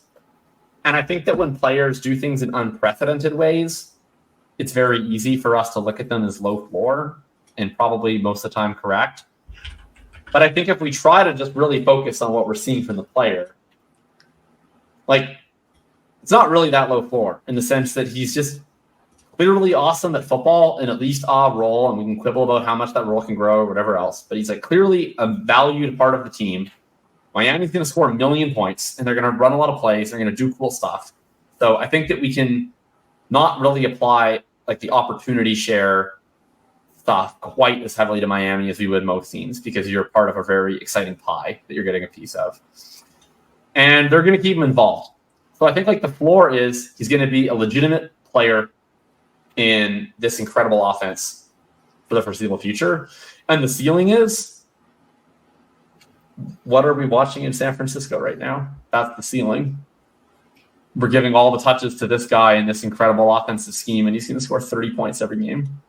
I look at him and I look at like T. Higgins, and I'm like, T. Higgins, really good wide receiver. He's going to be a really good wide receiver for a long time. He's not going to break fantasy football. Devon A-Chain might break fantasy football. He could be the most important player in fantasy football because of the talent and the offense. The more I'm talking about it, the more I want to go buy more and never sell for anything. I think that RB7 is too low, and I just moved him up to RB5 after finishing. Oh man, it's fun when you can sell yourself on your own narratives. It's great. I told myself I gave such a good take that I just moved him all the way up. Devon, you're now 30 overall and RB5. That's just embarrassing. Too low. Way too low. 30 overall. Wow. Okay, so you still got him with Stephon Diggs. Yeah. I moved him ahead of ETN. I just moved him ahead of ETN and Gibbs. Oh, I see. All right, fair enough. Yeah, you can tell that these rankings are very entrenched or based in math. Yes. So, what do they call it? Strong opinions weakly held or something like that? Exactly. Yeah. Yeah. So I'm probably, again, like I don't feel like where you have them in running backs is that far off. I like all the wide receivers more, and I understand that they're not going to, break fantasy necessarily, but yeah, like Drake London, I'm definitely taking over him, and I understand he doesn't score any fucking points. I understand it's going to happen. Guys don't put up that kind of rookie seasons without having that. I agree. That happen at some point. And then, yeah, I don't know. I feel like I still would like Puka over him. I mean, in Puka's defense, he is scoring the points. Look at him that. That he is. And like, I guess if you want to make an argument, you'd rather have him than T. Higgins. I would listen to it, but I also feel like T. Higgins is not long for Cincinnati and could have merged somewhere as like the bona fide alpha, and then I'd probably prefer T. Higgins. But yeah, I don't know. Like, it's whatever. Brandon Ayuk, same thing. Like maybe he ends up somewhere else, or they like crank up the volume because Brock Purdy is mediocre, but they like that. Crank it up. But yeah, I don't know. It's. I think you got him in the right tier at the very least. I just probably would reorder the tier a little different. I'm interested to hear why you would have him over Sam Laporta. Why didn't you like Sam Laporta? He's breaking. He's doing the thing that Devon A-Chan is doing, but he's doing it at the tight end position for a longer period of time. He's not scoring over 30 points per game. No, but he's like on a Hall of Fame pace straight out the gate. Yeah, I'm kind of conflicted with Laporta too, because I think there is like a legitimate case for him as the dynasty tight end 1 overall. In fact, I tweeted that during the game, and then I thought about it, and I was like, I still rather have Mark Andrews. I even noticed that was on the score sheet, and then we skipped that one tonight. But maybe we'll talk about that next week. So maybe that's going to be next week. We're going to talk about it. I do have a dynasty tight end too. I have him in a tier with basically all of the other contenders except for Mark Andrews, who I have the tier above.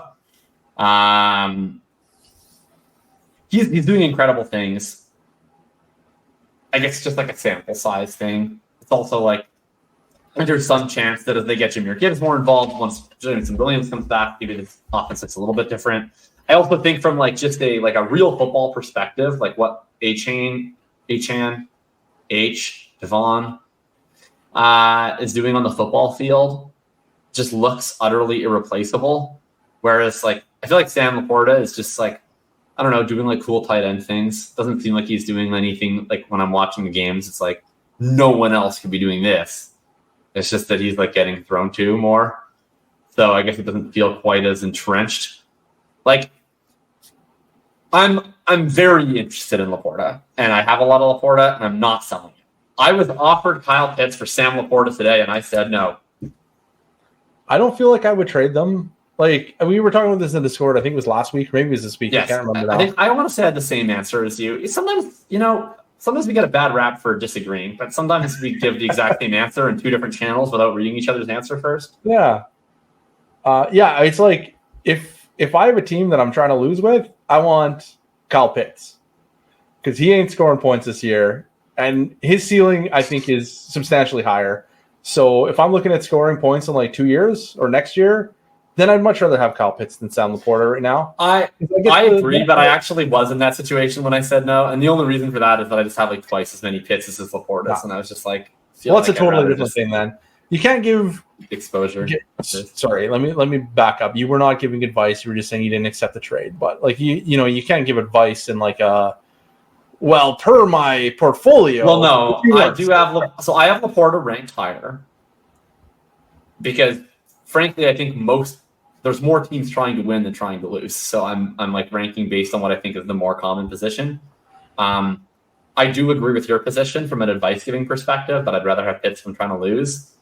I just feel like Dustin's going to listen to the show and be like, why didn't you take my offer? And that's why, Dustin.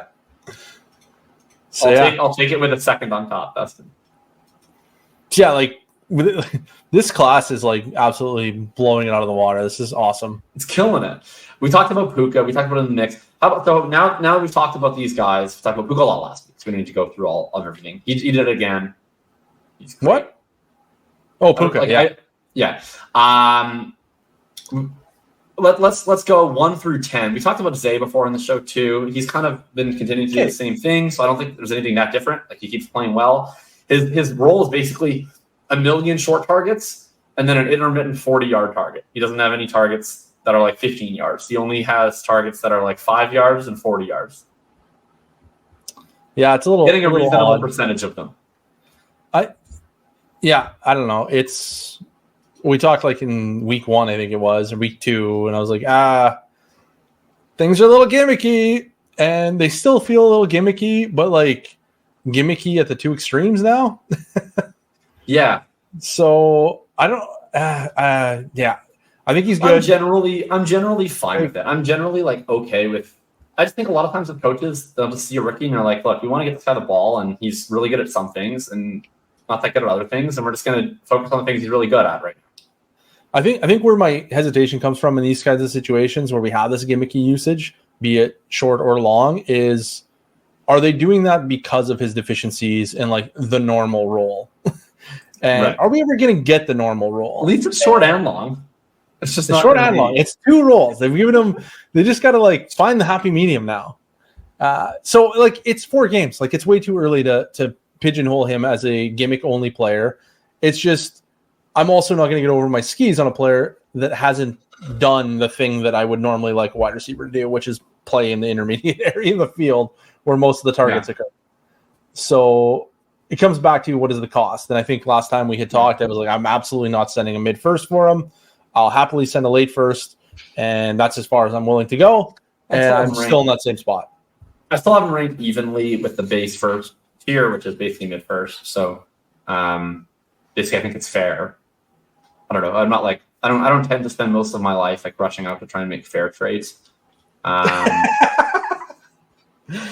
Noted. Well, I do actually. It depends. Like, trade-off. I do make a ton of trades that I think are completely fair. It's just most of the time that I'm making trades that I think are even is either like need point, gotta buy them, or like trying to tank, gotta sell them. And like most of the trades that I make that are like that type, where I'm just displacing value from one timeline to another, I think are usually very much fair. If I'm just trying to buy a player because I think that I like them more than other people do, or I'm trying to sell a player because I think I like them less than people do, I'm not really trying to make a trade that I think is even. Like I'm doing that because I have a preference, so I'm trying to get my preference. And if you're trading for Zay Flowers right now, like you're probably trading him from a preference point of view. So I'm probably not offering what I think is his value, and I'm not offering him away for what I think is his value. That's fair. I think, yeah, like I said, that's where I'm at. I'm not changing that until such a time that something changes and or it doesn't change. And then we get into next season and I'm like, okay, did something change now? And if it still hasn't changed, then I'm probably going to move him down. And if it has changed, then great. We'll adjust at that time.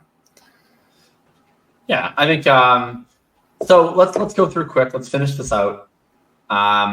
We've talked about now Bryce, Gibbs, JSN, Puka, HM, Flowers, and did I miss anybody? Laporta. That's 10. Rapid fire. Let's just go 1 through 10. You're on the clock first. You can have one. I'll take Bijan. Okay, I'll take Richardson. I will take Stroud. I will take. Well, I could draft this strategically because I know that you're not going to take my guy, but that wouldn't be very good podcasting. So I'll take the Von Achan. So you take HN. Who am I going to take? I think I'm going to take Laporta. No, I'm going to take Puka. No, I'm going to take Puka. Okay, you're taking Puka? No, I'm going to take Laporta. I like Laporta. Okay. I'm going to take Gibbs. Now I'm going to take Puka. Okay, I'm going to take Bryce Young. Shit, who's left? That was JSN and Flowers. Sorry, JSN. And I'll take Flowers. Okay, there we go. That's where we're at on the top 10 right now. Out of curiosity, seems like it kind of falls off. Are you taking 11? We're not going to do analysis. Just 5. Maybe like QJ. Oh wow! We're still truthering. Good to see. I don't know that it's truthering necessarily. It's just it's only been 4 games, and he plays in like the most dynamic offense in football, and he was a first round pick. And all right, I will take Jordan Addison. That's it. Really? I'm a little bit shocked by that. I honestly thought you would have taken Kincaid. He hasn't like done anything impressive. He's been on the field a lot. Yeah, catching. Like he's basically been tight end JSN. He has like an 8 out of 2. I thought that you were like super into Kincaid, but I ranked Addison ahead of Kincaid in rookie drafts, and I think Addison's done more impressive things than Kincaid. Oh, for sure. But I had Kincaid ranked. I had Kincaid ranked like dead on with consensus in rookie drafts, and I didn't end up drafting him that much, which was kind of a bummer. I was ahead of the market, I think, on him prior to the draft. Like he was my pre-draft tight end 1, which most people had Mayer.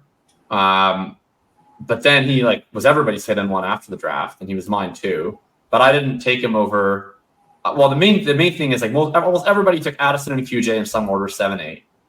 And then people took Flowers and Kincaid usually at 9, 10. I was firmly Flowers over Kincaid, which meant I didn't draft that much Kincaid. So I was only ever taking Kincaid at exactly 10, basically. And, how often do you pick exactly 10? Yeah, I had him ranked at 10 as well. But yeah, it's I feel like he's got kind of the role that everyone was hoping he would get. He's just not getting targeted like everybody hoped he would get targeted. I think he has the role I was hoping he was going to get from a snaps and routes perspective. I don't think he has the role I was hoping he was going to get from the deployment perspective. Yeah, he's not downfield like I would have liked to see some seam routes. Yeah. If his ADOT was like 9 or 8 instead of 3, that'd be a lot more exciting. Because that was the thesis with him. Like that was the whole reason I liked him the most of the top 3 was I was like the other 2 guys are actually probably more productive or whatever, but like you look at their college usage, they had these low ADOTs. I was like, I want the seam stretcher. I want the guy who's going to be running the deep crossers and sail routes and whatever else. And I haven't gotten that so far. So I hope that that's coming. But it is not the case thus far. So we'll see if that happens. I'm looking to maybe buy him though. Like I'm not like out on on him. I don't know what the sentiment is. I see some people are like really excited about the usage. I see other people that are really like not excited about the efficiency. I'm all sent out for feelers for sure. Yeah, I think I don't know. I felt like I wasn't like high on Kincaid, but I was like consensus with Kincaid in Dynasty. But then I was like a wet blanket on Kincaid in redraft, and I felt like maybe I was actually lower than people on Kincaid. But I think people were just like really leaning into the wide receiver 2 in Buffalo again. And I went all the way both sides in redraft. I started the year, I was like, this is stupid price in redraft. What are we doing? And then like Buffalo kept saying like we're going to use him. It was kind of what I said. Like when he first got drafted, I was on the stream and I was like, I think they're just going to use him as a slot wide receiver. Like they've been using all these guys who signal their intention and make more sense if they do this. But I kind of thought it was more like they're going to use him that way, like sometimes, not like we're going to use him that way all the time. And then Buffalo kept saying like we're going to use him that way all the time. I was like, will you? And then the preseason they came out and they did it, and I was like, oh, okay, well that's fine. Let's just draft him. This price is fine. So I got a lot of him late in redraft. See, I felt like great, but like, fuck, tight end's been a disaster. I feel like people are making a lot of proclamations about who the good picks and who the bad picks were at tight end, and I would just avoid making those proclamations until the season's over, honestly, because the whole point of tight end is that you're usually making a bad choice most weeks to have spent high at tight end, and the hope is that you get spike weeks sometimes. So I think that's a position where historically early victory laps, good and bad on tight ends, like, and badly almost every year. So I would just avoid making them. Fair enough, except for on San Laporta. He's already paid it off, yeah. I don't remember, like, a couple of years ago, early victory lapping Hawk over Mark Andrews, and then just, like, eating it for the entire rest of the year. That's the last time I'll ever make a early victory lap on a tight end call. Yeah, I don't know. Tight ends are fun. I feel like tight end is actually like one of the easiest positions actually, because so much of it is just like, oh, actually that tight end's bad. Like if you just faded like every tight end outside of Travis Kelce, you're winning a lot. Sure. It's not the thing with tight end. It's like it's tight end nihilism has appeal, right? Like if you're just like, it's really hard to hit on tight ends, and I'm just not ever investing at the position at all. Like it's probably there's worse ideas for sure. And then I guess at the same time, you have the tantalizing. Well, it's like value of replacement edge. It's because so tight end being bad. Tight end being bad is the best reason to not invest in tight end, and it's the best reason to invest in tight end. Yeah. It's like if you end up with Travis Kelce on your dynasty team, you just get to win forever. So we should just try to do that every year. And then it doesn't work, and you're like, damn it, there goes Noah Fant. Oh yeah, he got a 50-yard touchdown. Wish they'd give him the ball more often. Idiot. Yeah, because it's like I mean, because it's on one hand, I drafted the exact same amount of Michael Mayer and Sam Laporta in rookie drafts this year, and like simultaneously, I'm looking at my Laportas and I'm like, this was the best pick I'll ever make in a rookie draft. Like, he hasn't even done anything that interesting, like just not in anything that crazy. He's just like been the starting tight end on the team, and he's like tripled in value. Like, this is incredible. And then I look at Michael Mayer and I'm like, I could have had Devon Chain, but I have this guy. I could have had like anyone else. I could have like Rashee Rice. I have this guy didn't even play. When is he ever going to play? He's going to like have 3 catches? Like, what the fuck? Like, yeah, it's rough. The reaping and the sowing between Laporta and Mayer, and it's like they're fundamentally the same bat in rookie drafts. And like, I like Laporta a little more. They're like a first and a half apart in value. It's crazy. Yeah, it's great. You kind of look like Michael Mayer. Is that why you didn't like him as much? You just he reminded you too much of you? Well, is he the handsome one? Who is the handsome one? I think they're all handsome. I don't know. That's what I was going for. No, isn't there like a real pretty boy tight end? I'm not sure what your type is. I Other swear, than Nico Collins. At the beginning they were of the like, show. this guy looks like he plays a tight end in a movie. Like, who's that guy? I'm not sure. I don't know. I didn't follow the tight end aesthetic. He was like a real pretty boy tight end. I can't remember who it was. I don't think it was Michael Mayer. No, I don't think so. Definitely not Laporta. Like, Laporta looks like a goof. Maybe it was Mayer. He looks like Mayer kind of looks like a villain in like a early 2000s movie. Hey? Mayer to me looks like a villain in like an early 2000s movie about high school students. Yeah, all right. That's fair. Yeah, he looked like a surfer bro kind of. Is that Michael Mayer? No, that's not Michael Mayer. Bro. No. Oh, this is gonna bother me now. It was on Twitter like last summer, I think, and they were like, "Oh, he looks like." I think it's a tight end in this class. Who are the good tight ends in this class? 2024. Oh, and like in the upcoming class? Yeah. Buddy, I know two of them. I know Brock Bowers. I know Jatavian Sanders. After that, I will figure this out. Yeah, I don't think it was out of those guys. Maybe I'm confused. Maybe it was Michael Mayer. You'll have to get back to the people. That's going to be it for the show. That is going to be it. I'm sleepy. We got under 2 hours for you guys. What a party. Anything to plug? We don't have any ads. We have no ads. Brought to you by nobody. Brought to you by Thinking About Thinking yet again, our permanent sponsor on the show. So sign up now. Get Jacob's new rankings. Mine are coming out on Bulletproof on the Patreon. Literally tomorrow is the plan. So I'm pretty excited for that. Love that. That's exciting. Yeah. So that's what we got. Follow us on Twitter. Party. Oh, you know what you should do? You should go to the YouTube channel and subscribe. And then and then share the videos with everyone you know. Your parents, your grandmother, your dog, everyone. Everyone needs to see it. The videos are great. Gotta do that. There was somebody, I think I saw a notification on my phone, or maybe not, about how our contrasting backgrounds is a real problem. Oh, is that a problem? Yeah, because mine is, very fake, and yours is very real, and it's distracting. That's so bad. Let me do anything about that. I'm sorry to the viewer. This is upset.